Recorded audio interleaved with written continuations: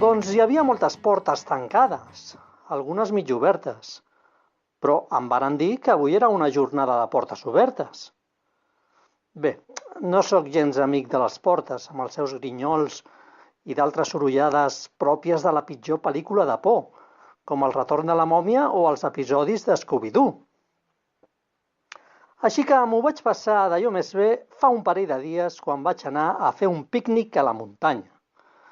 Estava endrapant el meu entrepà de sacallona quan vaig veure un esquirol ben menut a 2 pams de mi.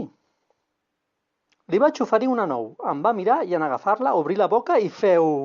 La construcció de les idees és del tot complexa perquè segurament ens venen donades per la realitat exterior. Ostres! Això és Plató, li vaig dir. No ho sé pas, ho vaig llegir a la biblioteca dels esquirols. Com? Que no saps si és Plató? Ja t'ho dic jo que sí. I va desaparèixer l'animaló. Em vaig acabar el meu entrepà de sacallona, tot pensant sorprès que m'havia oblidat agafar-me les postres. He climbed Cathedral Mountains, he saw silver clouds below, he saw everything